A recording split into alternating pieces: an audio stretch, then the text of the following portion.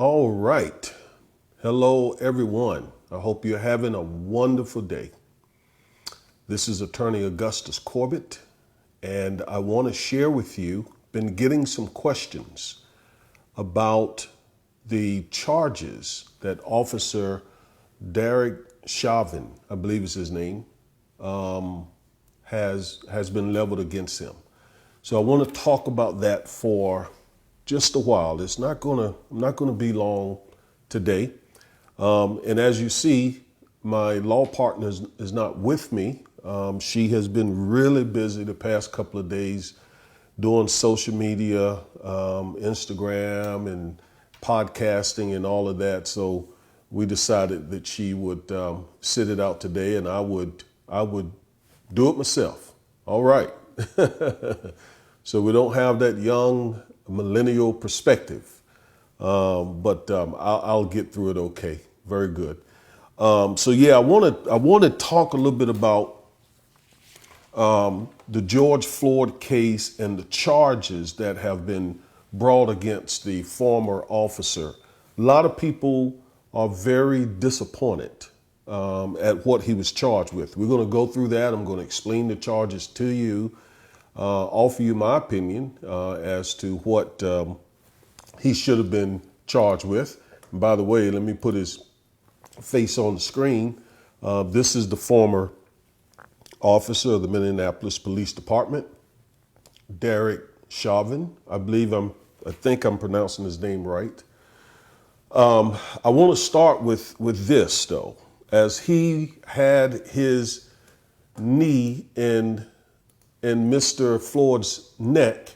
Let me tell you some of the things that he was hearing, because we're just looking at this picture, and just looking at this picture, we don't have the audio. We have heard audio with the videos that are circulating, but I want to make sure I listen very intently through tears. I must say, I listened very intently at some of the things that Mr. Floyd was saying just before he passed, and this is what Mr. Chauvin was hearing, and not just him, but the other three officers as well. Here's some of the things that Mr. Floyd was saying. Mama, I love you. I love you. I can't breathe. And then he would moan. You can hear him say, Mama, I love you. I can't do nothing. My faith is gone. I can't breathe. Please let me stand. I can't breathe, officer. Please, I can't breathe. Those are the things that I heard coming from that video. And Derek Chauvin, he heard those things as well as those other officers. And in fact, I heard Derek Chauvin say to Mr. Floyd in a cruel, taunting way, he said, get up, knowing that he couldn't get up because his knee was in Mr. Floyd's neck. Okay, so I just wanted you to hear some of the things that Mr. Floyd was saying, and these things are critical in this case. That's why I wanted you to hear it, because they are big factors, huge factors in both the criminal case as well as the civil case that's definitely coming. All right. Now, I have here the actual charges and some of the facts as told by the police officers and based on the Hennepin County District Attorney's Office, or County Attorney, I think they call him in Minnesota. Here we call him District Attorney, but there I think he's the County Attorney. And I'm talking about the gentleman there in the suit. He's the county attorney rather than the district attorney like we call him here. Okay. So, Mr. Chauvin, date of birth 3/19/1976, is the defendant here in this case. His case is in the 4th Judicial District Court. The complaint reads as follows. The complainant submits this complaint to the court and states that there is probable cause to believe defendant committed the following offenses. Now, I want you to note something. It says there is probable cause to believe, okay? Probable cause, that is a very, very, very low standard in the criminal world. In the legal world, there are 5 different standards. Reasonable suspicion, where the police officer needs to stop your car or to stop you to question you. Reasonable suspicion. Your tire crossed the yellow line. Something as simple as that. A light was out. That's enough for them to stop you. Reasonable suspicion. Next level is probable cause. Facts and circumstances that suggest a crime was committed and the person committed the crime. That's about that much. I'm showing you how much it is just to show you how low it is. Imagine this is the baseline. Reasonable suspicion is here. I don't know if you can see my hand. Reasonable suspicion is there. Hold on. The baseline is here. Reasonable suspicion is about there. Probable cause is right there. Preponderance of the evidence, 51%. You're able to tilt the scale 51% in your favor in civil cases. Clear and convincing evidence where someone is in a situation where they could lose parental rights, for example. And then there's probable cause. Okay. Notice my hand went out of scale because the burden is much higher with probable cause. But pardon me, beyond a reasonable doubt. I'm so sorry. Beyond a reasonable doubt. Let me do it again. Reasonable suspicion, probable cause, preponderance of the evidence, clear and convincing evidence, and then beyond a reasonable doubt. That is way off the scale. Okay, beyond a reasonable doubt. That's what's needed to bring the conviction. But to arrest Mr. Chauvin and to arrest those police officers, all they needed was probable cause. And it was confusing to me why they took so long really to charge and arrest Mr. Chauvin, because the video was way beyond enough to meet the probable cause standard. I mean, just the video by itself was probable cause. Look, my clients don't get that kind of benefit, okay? As soon as my clients would have gotten to the police department, the police would have sworn out an affidavit, given it to the magistrate. The magistrate would have signed off on the arrest warrant immediately. That same night, with as fast as the police officer could have done his paperwork.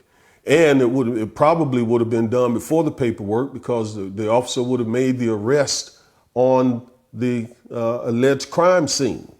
Okay, it would have never had to wait to get all the way back to the police station. The police officer would have said, on the crime scene, there's probable cause for me to arrest you.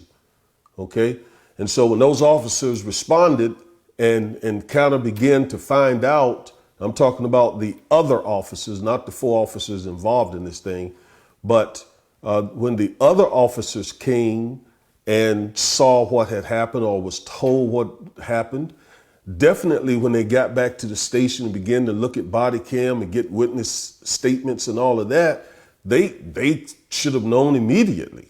This is not right. This is definitely enough for probable cause, which means there was enough to arrest them almost immediately. Okay, but it took some days, and that is likely because they are police officers. And remember the video we did a couple of days ago where we explained to you that between Tennessee v. Garner and Graham v. Connors, The prosecutor's looking at all the language in those cases to see if they can even prove a case in court with all the leadway that the U.S. Supreme Court has given police officers. All right, now back to the complaint. The complainant submits this complaint to the court, states that there is probable cause to believe defendant committed the following offenses: reasonable suspicion, probable cause, preponderance of the evidence, clear and convincing evidence, beyond a reasonable doubt. Okay? So, count one, murder, third-degree murder. Perpetrating imminently dangerous act and evincing depraved mind. And the statute is 609.195 subsection A. It carries a maximum of 25 years. It is a felony offense. It was allegedly committed on May 25th, 2020. And I have the statute here. I want to read it to you. Murder in the third degree. I had some people to ask me today, what is murder in the third degree under Minnesota law? Now, do keep in mind that I am licensed only in Texas. I'm not licensed in Minnesota. I can read and understand the statutes because most of these homicide statutes are very similar across state lines. However, the nuances of Minnesota law, I would not know. So I'm giving you that disclaimer. But I'm, been doing this almost 15 years now. So I'm fairly confident of what I'm telling you is accurate. 609.195, murder in the third degree. Here's what it requires. Whoever without intent to effect the death of any person causes the death of another by perpetrating an act eminently dangerous to others and evincing a depraved mind without regard for human life is guilty of murder in the third degree and may be sentenced to imprisonment for not more than 25 years. And I believe the operative phrase in this statute, and it's why he was probably charged with third degree, is it says whoever without intent to effect the death of any person.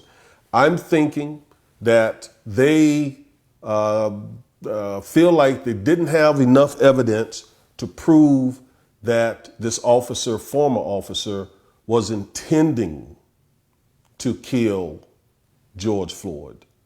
I believe it comes down to a matter of intent. When he had his knee in Mr. Floyd's neck, was he intending to kill him? I think another critical issue is what is actually stated in the Minneapolis Police Department procedures in their training book, in their handbook about bringing a suspect into compliance. What can they legally, lawfully do? Can they use their knee in the neck of someone or in the back of someone? I think it will come down to that as well. But sticking wholly with the statute, I believe they're saying that they don't have enough evidence to prove that Chauvin intended to kill George Floyd. Okay.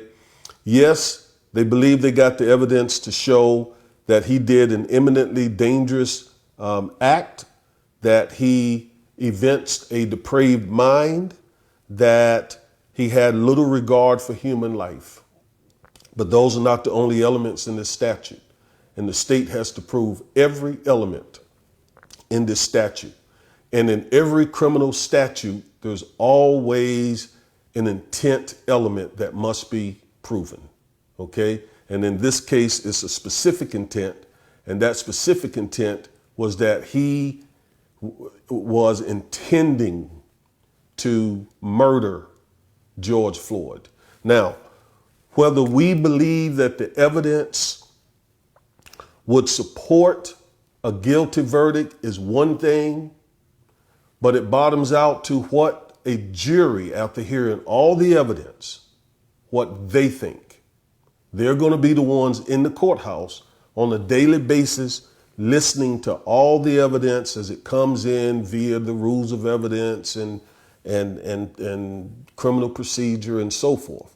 So once they have heard all the evidence, all the argument, all the opening statements, all the witnesses, all the videos, all of this, then they will make that decision.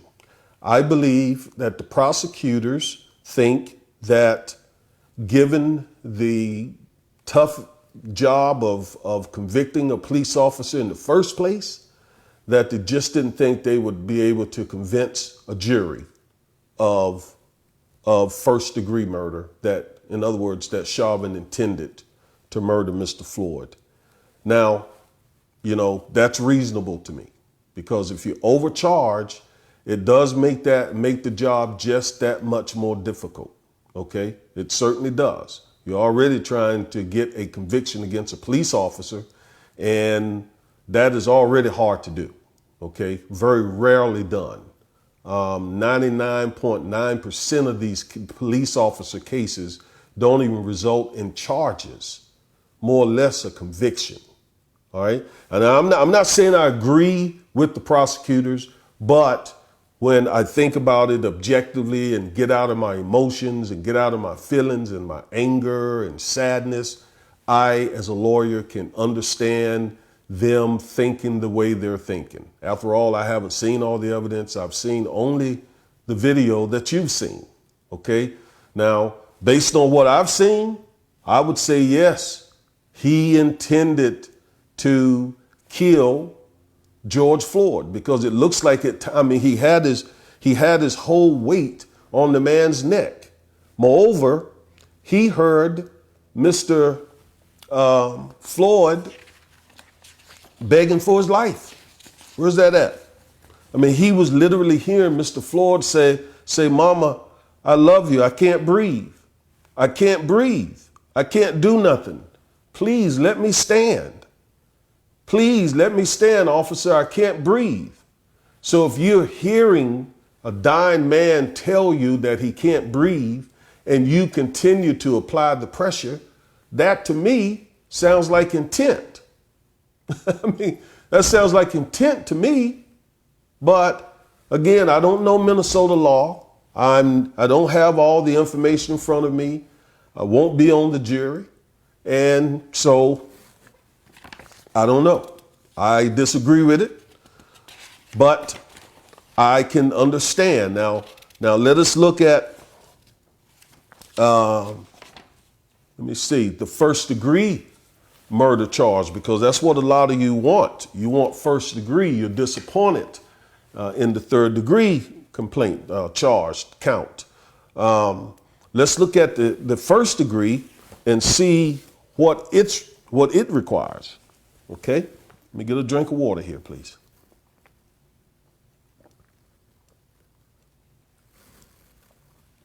All right, first degree, section 609.18185.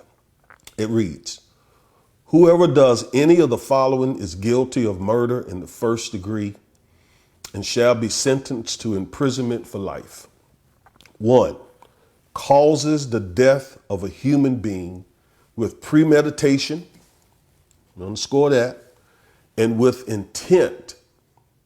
Okay, we're back to intent. With intent to affect the death of the person or of another. So this is basically four elements here. First, prosecutor has to prove that death occurred. Second, that it was the death of a human being. Third, that there was premeditation. And fourth, that there was intent to cause death. They got to put forth enough evidence to prove every one of those elements, that there was death of a human being, not a dog, not a cat, but a human being, with premeditation and with intent to affect the death of a person. or of another person. Now, clearly, there's evidence to show that a human being died. That's the first two elements. And there's enough element to show that there was premeditation. Now, a lot of people think that premeditation requires that you go and sit down and spend a couple of days figuring out how you want to do something. No, premeditation can be done in seconds, just in seconds, just thinking about something in just seconds. And in this case, him having his neck on Mr. Floyd's, his knee on Mr. Floyd's neck, that certainly met the premeditation statute element. Comes back, though, to intent. Did he intend to cause Mr. Floyd's death? That is the problematic element in the first degree statute. The prosecutors in this case apparently don't feel they have that kind of evidence. And that's why I believe they went with the third degree, which does not require them proving whether he intended to kill Mr. Floyd or not. They just need to show that there was a depraved mind. They need to show that he had no regard for Mr. Floyd's life, that he did an imminently dangerous act on Mr. Floyd. And if they got the evidence to prove that, then they can get the third degree. Okay? So they didn't want to go with the first degree. And so someone may say, well, why not just charge him with the first degree? And then if they can't prove the first degree, then let the jury do the third degree. Okay? Well, that takes a lot of back and forth and wrangling between the defense lawyers and the prosecutors and the judge. They got to fight out whether or not, in other words, the jury charge, this is the information that the judge is going to read to the jury just before they start doing their deliberation. And in that jury charge, it will say what the jury must find, what the jury must decide on, and both sides are going to be fighting as to whether or not it would include just first degree murder, or whether there would be lesser and included offenses, maybe first degree and third degree and manslaughter, or whether it would just be first degree. And if the if the prosecutor can't meet its burden of proving first degree, case is over. So I would surmise that the defense would fight any lesser included offenses being a part of the jury charge, so that the prosecution get one bite at the apple. Okay. And that one bite is you prove first degree or he walks. Okay. And no question about it, the defense would harp on the intent element. He did not intend to do this. He did not intend to cause his death. Yes, a tragic thing happened. Yes, we're heartbroken. The community is heartbroken over Mr. Floyd's death. But our client did not intend to kill him. He didn't wake up that day with the intent to kill Mr. Floyd. He didn't, when he arrested and put the handcuffs on Mr. Floyd, he did not intend to kill Mr. Floyd. Okay, that's where the defense would be coming from. And given that it's a police officer, a white police officer in a predominantly white jurisdiction, where most of the jury members are probably going to be white people, okay? And we know that most white people have a real soft spot in their hearts for law enforcement in the first place. So when you put all these factors together, okay, and then there's another factor too that I had been waiting for, and that is the medical examiner's report. Okay, was waiting on the medical examiner's report because it too is really important. I thought I had it here. Yes, the medical examiner's report says the Hennepin think I'm pronouncing that correctly. The Hennepin County medical examiner conducted Mr. Floyd's autopsy on May 26, 2020. I'm sure Ben Crump is going to get an independent autopsy done by someone else. The full report of the ME, short for medical examiner, is pending, but the ME has made the following preliminary findings.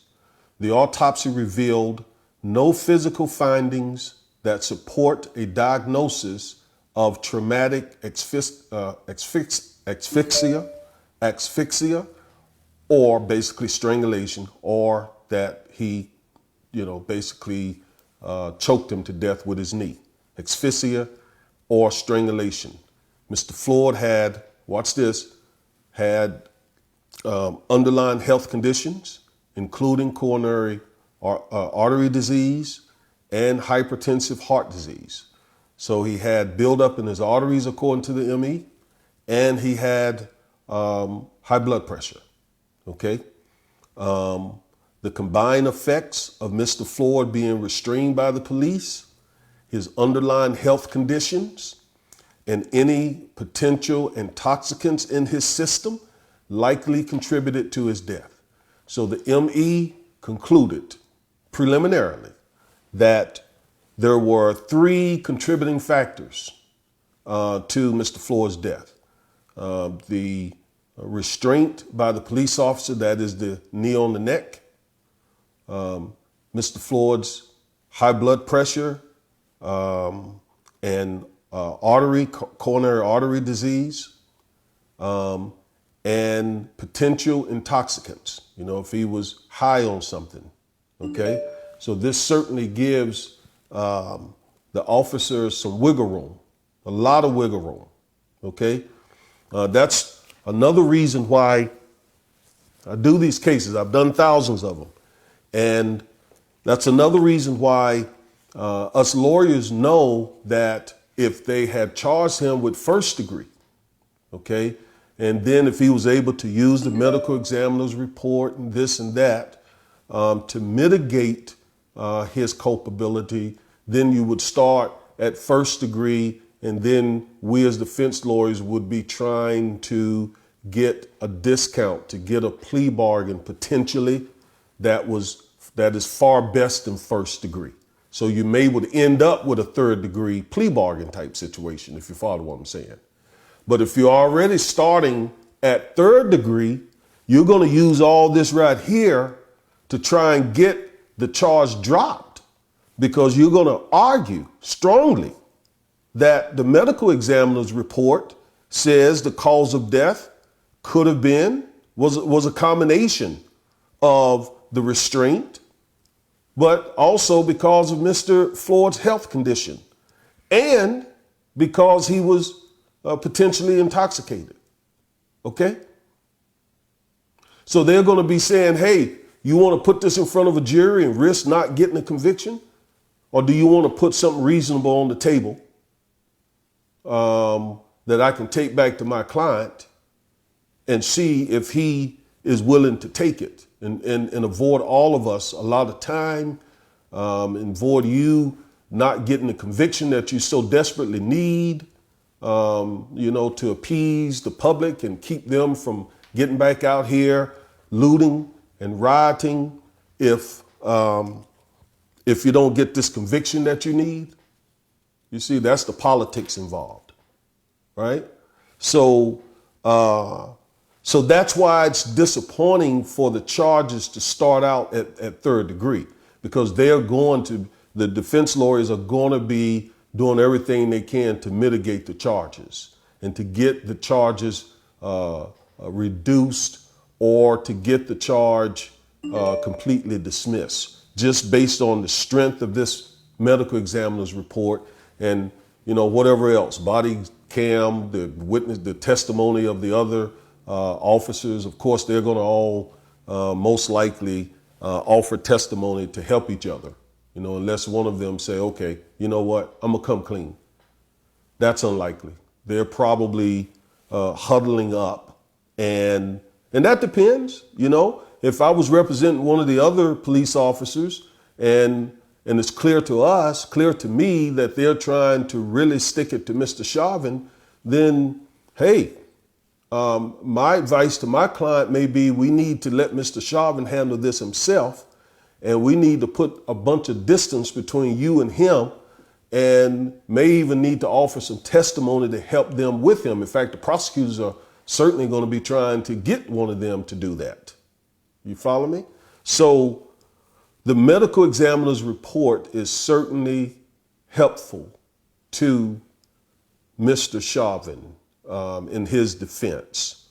And then the issue of, intent, if it was a first degree charge.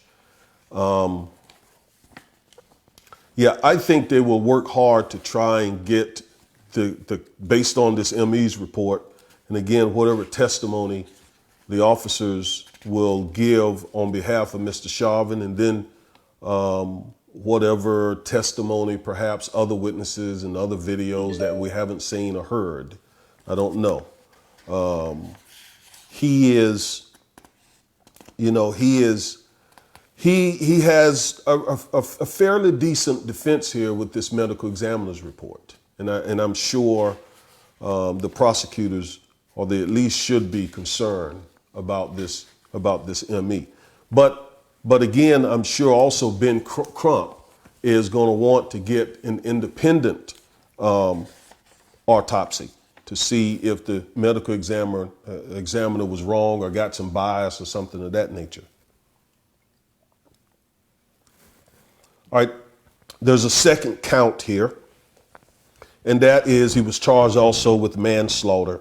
It's a second-degree felony, and it requires that they prove that Mr. Chauvin caused the death of George Floyd by culpable negligence, creating an unreasonable risk and taking a chance of causing death or great bodily harm to George Floyd.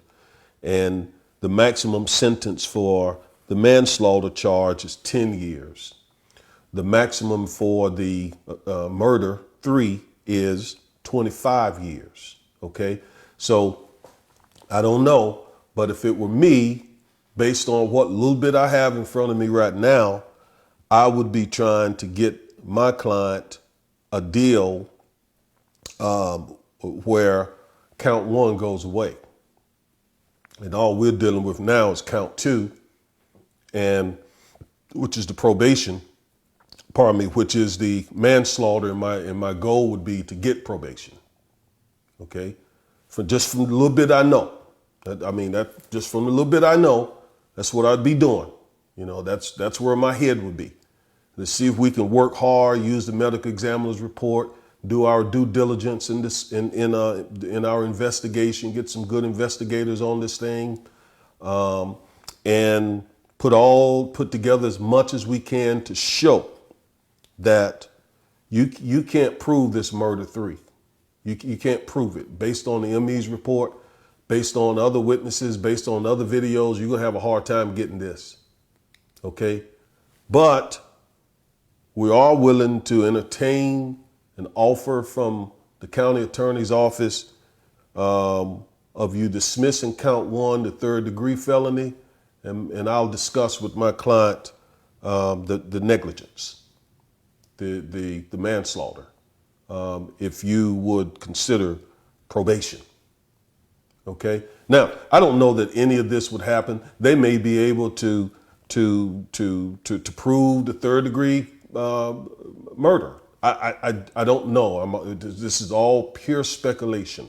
Okay. I'm just always doubtful, based on all the research I've done on these types of cases, police excessive force cases. I'm just always doubtful that we can even get a conviction with these. We barely can get them charged. And then we have the hurdle of getting them indicted, and then proving to 12 people unanimously. And I'm assuming that Minnesota requires a unanimous verdict. Then that's tough for a police officer in a city, in a jurisdiction that's predominantly white. But I could be very wrong. Okay. That's my thinking almost all the time. when it's a police officer, okay? They're just really tough cases. And the research shows that 99.9% of those cases do not result in a conviction. Now, ironically, there was a black police officer, I remember this just a couple of years ago, who accidentally shot a white woman and he got 12 years. He got 12 years. So is there an intersection of race here with the law? Okay. So when we contrast the fact that this black police officer got 12 years for accidentally killing a white woman and compare that to this white man killing this black guy by putting his knee in his neck and listening to him, sound out his dying breaths and declarations, we got to see. We just got to see how that's going to fall. But yes, that's an intersection of race in the law. When the victim is white and the perpetrator is black, the chances of getting a conviction dramatically increase, even if the defendant is a police officer. Well, flip the script. When the victim is black and the perpetrator is white and a police officer on top of that, chances of getting a conviction dramatically decrease. But hopefully they can pull this off. Because we do have that video. Okay? We do have that video. But remember the Rodney King case. We had video there. Remember that? They beat him they hit him 54 times, I think it was, with billy clubs, nightsticks. I mean, beat him to a pulp. And the defense lawyers were able to take that video and break it down second upon second upon second upon second upon second and argue that Rodney King was resisting arrest and he was the reason why they had to keep hitting him. And had he not put his arm up and had he just lied down flat as they were beating him, then look, that's what that white jury did, right? So they could do the same thing here. That's all I'm saying. That's why I would have preferred, I was going to say I would have preferred the first degree so that when my colleagues in the defense bar start trying to negotiate something and get something worked out, then they probably wouldn't be able to work out something to get rid of the first degree, perhaps. Maybe they'd get down to the third degree and the guy still would be potentially looking at least 25 years, okay? But at the same time, I see how it was difficult. It could be difficult for them to get a conviction. I want to read to you a little bit of the facts according to the state. On May 25th, 2020, someone called 911 and reported that a man brought merchandise from Cup Foods at 3759 Chicago Avenue in Minneapolis, blah, blah, blah, with a counterfeit $20 bill. At 8:08, MPD officers Lane and Cohen arrived with their body-worn cameras activated and running. They learned from the store personnel that the man who passed the counterfeit was parked in a car around the corner from the store. The video showed that the officers approached the car. One officer on the driver's side, the other one on the passenger side. 3 people were in the car. George Floyd was in the driver's seat. A couple other people were in the car. They said that one officer began to speak to Mr. Floyd. He pulled his gun out and pointed it at Mr. Floyd, directed Mr. Floyd to show his hands. Mr. Floyd showed his hands, put his hands on the steering wheel. One officer speaking with the passenger side ordered Mr. Floyd to get out the car, put his hands on Mr. Floyd, pulled him out the car. The officer handcuffed Mr. Floyd. Mr. Floyd, they say, actively resisted being handcuffed. And that's why I wanted to read a little bit of this, okay? because all these factors are going to be used. Okay, all these factors are going to be used if this case makes it to the grand jury. So they said that he resisted arrest. From what we've seen on the video that we've seen, I didn't see Mr. Floyd resisting arrest.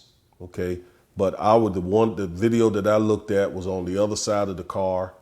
When I saw Mr. Floyd come from around the car, he was already handcuffed. I didn't see any resistance. Didn't see anything that looked like resistance. Okay.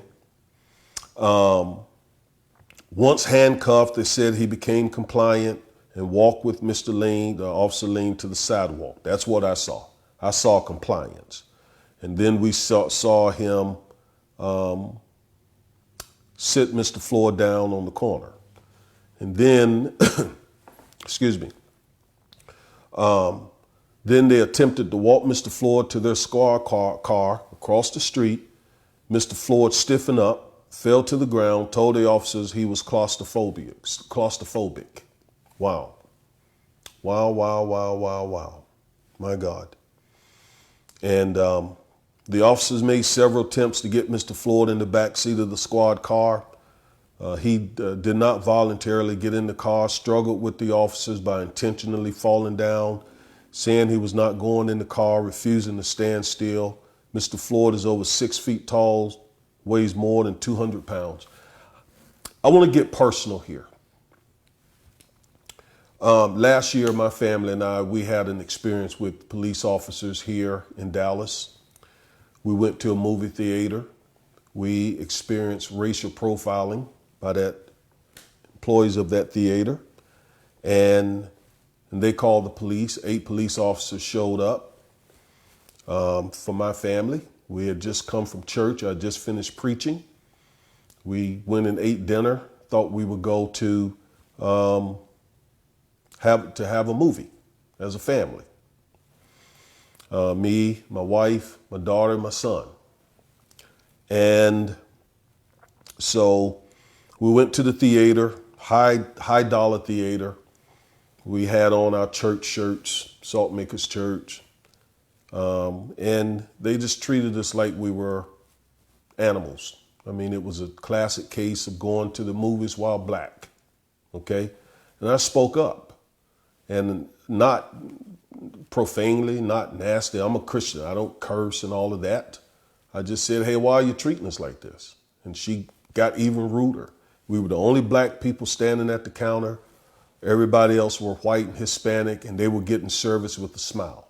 But my family was being treated like we were low-class hood rats who came to the upscale side of town and had no business there.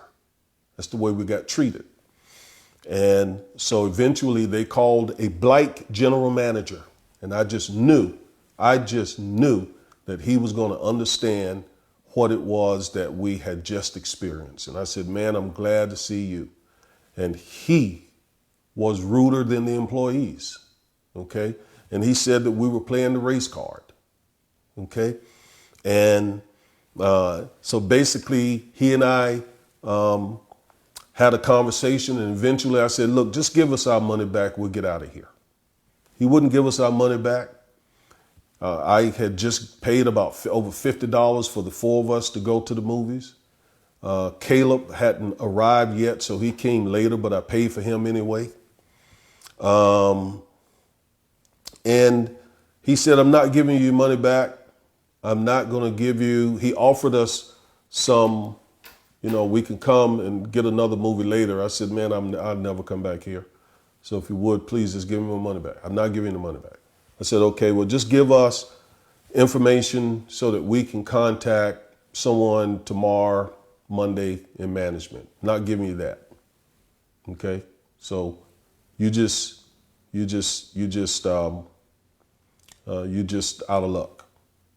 So make a long story short, he called the police. Okay. He called the police.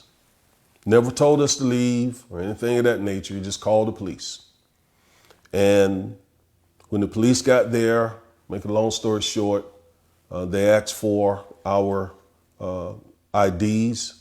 I ID'd each and every one of us. I told them who I was, told them who my wife, daughter, son, but they yet arrested us for criminal trespassing. Here we are coming to the movies, just spend our money to see the movies, and we're trespassing. Trespassing. So they put handcuffs on me, Chloe, and Caleb, and were about to arrest my wife, but she avoided getting arrested. And so I'm being paraded around in the movie theater and my two kids. And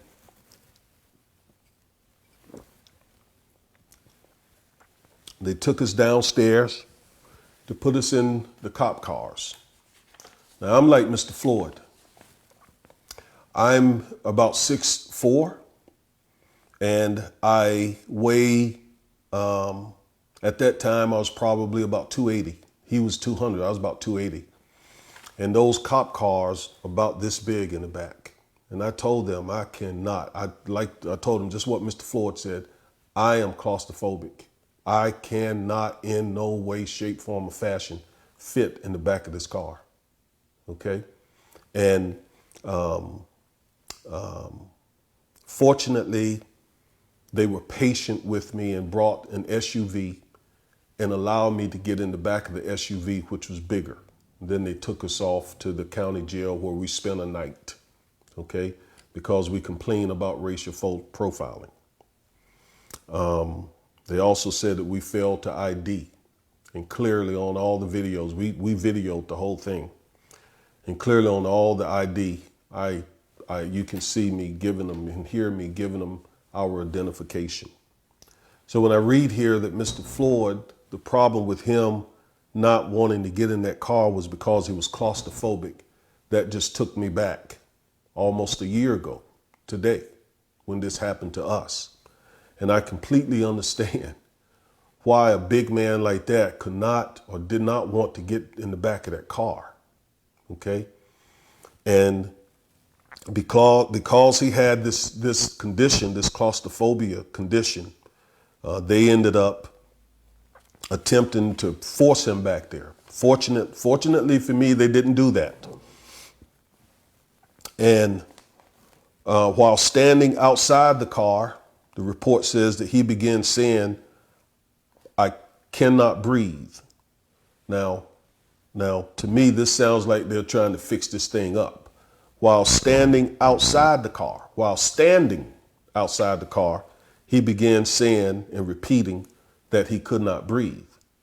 So to me, that sounds like what they're saying is whatever breathing issues he had, they started before the officer put his knee on Mr. Floyd's neck.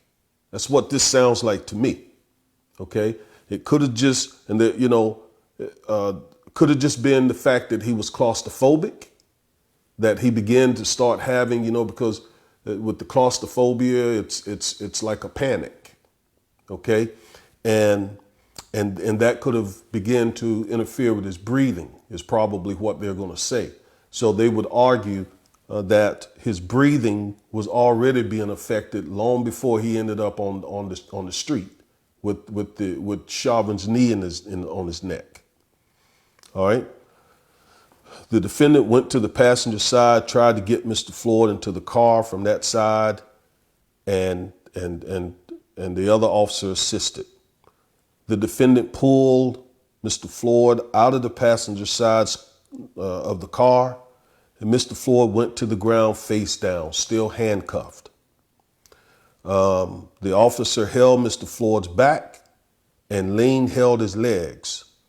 The defendant, talking about Chauvin, placed his left knee in the area of Floyd's neck, head and neck.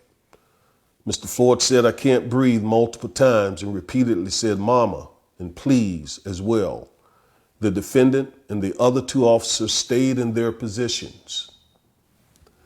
Now that's where I think they feel like they have the evidence to show a depraved mind and a disregard for human life, because this man is literally begging for life. He's told them they couldn't breathe.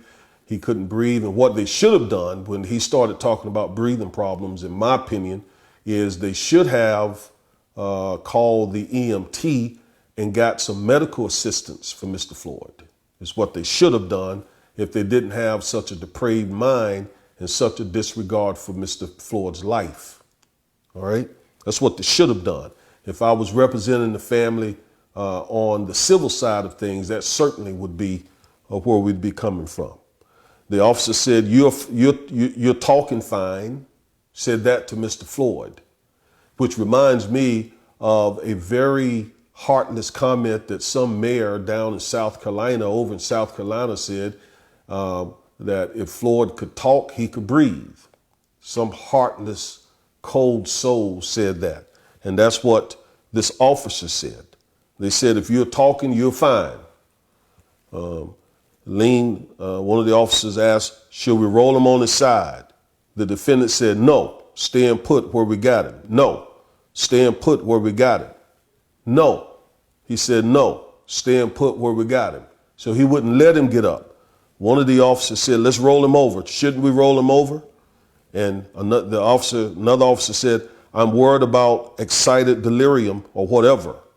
But the defendant, Chauvin, the one who had his knee in his neck, he said, that's why we have him on his stomach. None of the three officers moved from their positions. Okay. The video appears to show that Mr. Floyd ceased breathing, and one of the officers want to roll him over on his side. One of the officers took Mr. Floyd's right wrist for a pulse and couldn't find one. But none of the officers moved from their position, so they knew he was probably dead already, but they continued to stay on top of him with them being handcuffed. Okay. The defendant removed his knee from his neck after he knew that Floyd was dead, basically. And an ambulance and an emergency medical personnel arrived. The officers placed Mr. Floyd on a gurney and they left the scene. He was pronounced dead at the Hennepin County Medical Center. This was completely avoidable. When he said that he had claustrophobia and couldn't fit back there, given his size, what have you, just a little compassion. Just a little compassion would have been a great thing, and Mr. Floyd would probably be alive today. But they showed him none. And that's often what we get when we're dealing with white police officers. And I would even say even a lot of black police officers. Okay. When I was out there that day and I couldn't fit in the back of that car, there was a black police officer who said, I'll just pull you, just like they told this guy, I'll just pull you through. I'll get back here and pull you through. But it was one of the white officers, believe it or not, who said, no, get him, just call one of the SUVs. Okay. Black guy, the black officer, wanted to force me in the car. In fact, it was a black officer who initiated the arrest. The white officers and I were trying to work it out. It was a black officer who stepped up to me from behind and basically said, I'm tired of this mess. And he initiated the arrest. We could have worked it out. So even the black police officers, sometimes they're not there forced the way they should be. Do you understand what I'm saying? So sometimes it's not an issue of race. The institution is racist, but sometimes it's the black officers who you are thinking are going to help you out. No, in some cases. Now, I don't want to disparage all black officers or all white officers, but this could have been avoided. Now, what about the other officers getting arrested? What about the other officers getting arrested? I can imagine them, again, I don't know Minnesota law. I can imagine them getting arrested on some sort of aiding and abetting statute, which says Section 609.05. A person is criminally liable for a crime committed by another person if the person intentionally aids, advises, hires, counsels, or conspires with or otherwise procures the other to commit the crime. Seems to me that's clearly met here. The other three officers, they aided Chauvin. They advised him. I mean, they took part in it. So whatever Chauvin was charged with, they could potentially be charged as well. In fact, in my mind, they should be charged, right? But there's a lot of deal making and conversations going on behind the scenes that we don't see. And one of the things the prosecutors are going to want is to see if any of those other officers will help them prosecute Chauvin. No doubt about it. Okay. And if so, then those officers may get charged with something less or not get charged at all. Okay. Now, federal government, Donald Trump says that he's talked to Bill Barr about whether or not there should be any federal charge. And we heard from the U.S. attorney there that they were conducting their independent investigation separate from the state and or county's investigation and to see if Mr. Floyd's civil rights were violated, to see if his death had anything to do with the hate crime. That statute basically reads, whoever, whether or not acting under color of law means acting as a police officer or with the authority of the law, willfully causes bodily injury to any person or through the use of fire, a firearm, a dangerous weapon, or an explosive or incendiary device attempts to cause bodily injury to any person because of the actual or perceived race, color, religion, or national origin of any person. So the federal government would need to show that race factored into those officers' actions. Okay, was there anything that occurred that would lend to the idea that they did what they did because he was black? Okay, I don't know. Again, we haven't seen all the evidence. That can result, though, in them being in prison for 10 years. So we got to see. I'm not hopeful there either, because this Justice Department is not one given to civil rights. Bill Barr has made it very clear, and so has Donald Trump, that they are not friends of Black America and Black America's civil rights. And I would presume that any charge, even if the U.S. attorney wanted to bring a charge, she would have to get approval ultimately from Bill Barr. And he obviously would probably confer with Donald Trump. Now, to me, the only way they would come back with some kind of charge is if Donald Trump figures, if I do this, if we do this, if we bring hate crimes against this officer, that might get me some votes. Okay, because that's the way the man thinks. Everything is filtered through. How will it help his reelection? So if this is something that he can manipulate to try to peel off a few votes to help him get reelected, then he'll do it in a heartbeat. Okay? And Bill Barr will support him. And they will direct that prosecutor to do what they say. So politics get involved, and they could come back with the hate crime charge. I sort of doubt it. And if so, I would doubt the motive behind it. Okay. Now, those are some of the things that I wanted to go through with this. If you have any questions for me, I see that there is one here, and that is this the police report you're reading from? Yes. That's exactly what this is. This is what the county, Hennepin County, put out. Okay, has what the charges are, what the facts are based on what I just read you, the ME's preliminary findings, so forth. Yes. All right. Any other questions? Any other questions?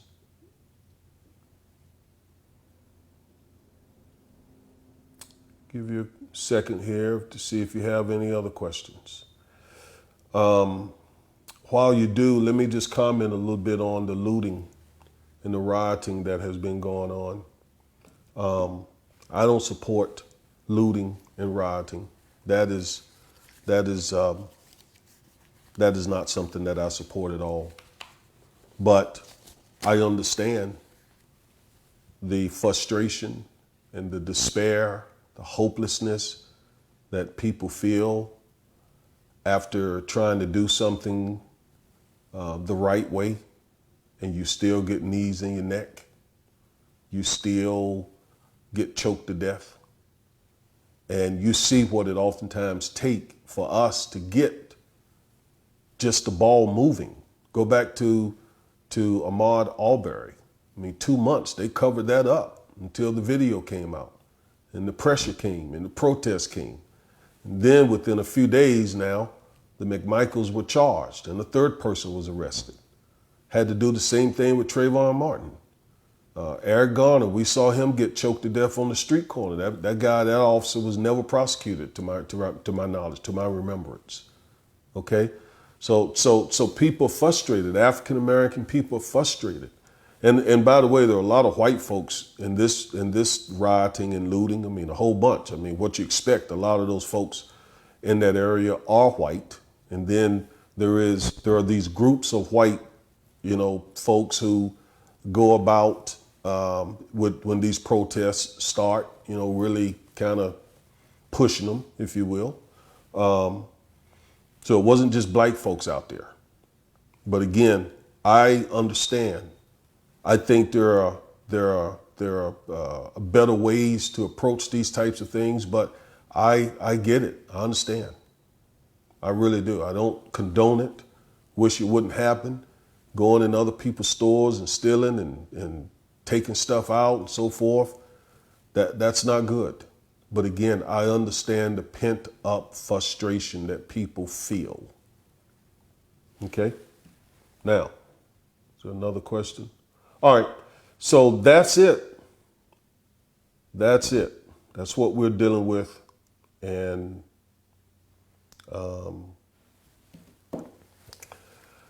that's where we are with this case. Based on the pattern, before we can really get our heads around it, there'll be another incident, So let's pray for the city of Minneapolis. Let's pray for the Floyd family. I think he's originally from Houston. Let's pray for them. Let's pray for the leaders. We need to be praying. It's a praying time. All right. Thank you for joining me. And I hope you got something today. You have a good weekend.